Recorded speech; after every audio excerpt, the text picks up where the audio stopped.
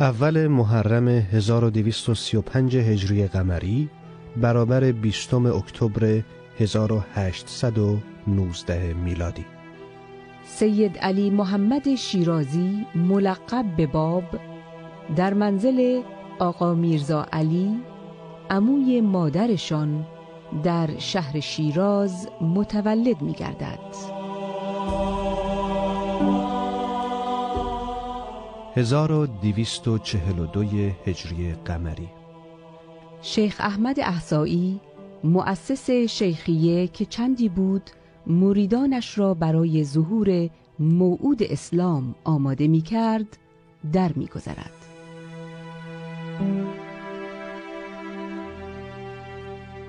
1259 هجری قمری برابر 1843 میلادی. سید کاظم رشتی که پس از شیخ احمد احصایی راه او را ادامه داده مردم را برای ظهور قائم منتظر آماده می کرد، چندی قبل از وفاتش به شاگردانش می گوید: اینک زمان ظهور موعود اسلام مهدی موعود فرا رسیده است، پراکنده گشته او را بیابید. 5 جمادی الاولی 1260 هجری قمری برابر 23 می 1844 میلادی.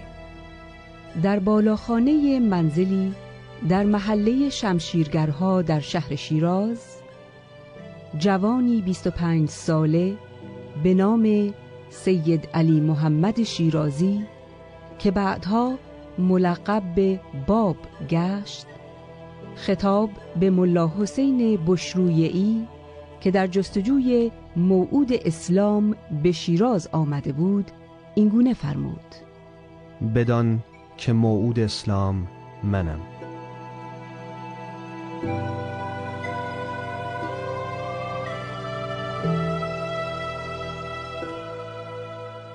1262 هجری قمری برابر 1846 میلادی.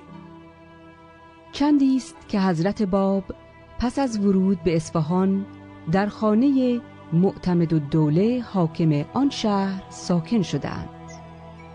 رساله نبوت خاصه به اعزاز میزبان در همین ایام نازل می گردد.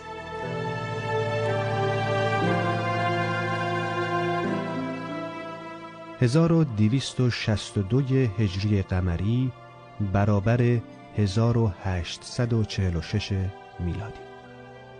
خروج حضرت باب از اصفهان به قصد ملاقات با محمد شاه قاجار پادشاه وقت ایران. حاجی میرزا آقاسی صدر اعظم ایران مانع ورود سید علی محمد باب به تهران و ملاقات ایشان با شاه ایران می گردد. 1262 هجری قمری برابر 1846 میلادی. حکومت و علما نگران از گسترش و نفوذ روز افزون آیین بابی در بین مردم، اعم از عوام و خواص، تصمیم به تبعید سید علی محمد شیرازی به دورترین نقاط ایران می‌گیرند.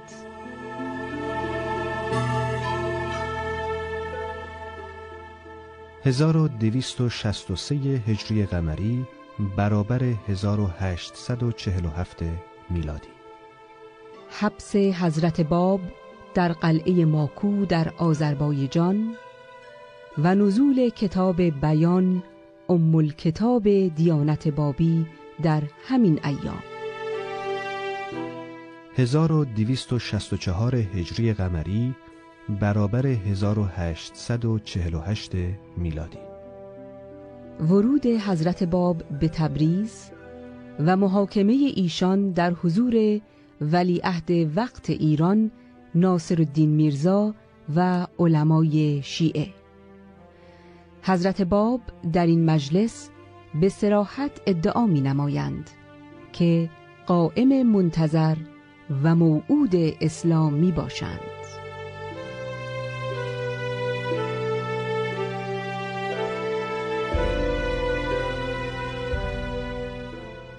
بیست و هشت شعبان 1266 هجری قمری برابر 10 جولای 1850 میلادی.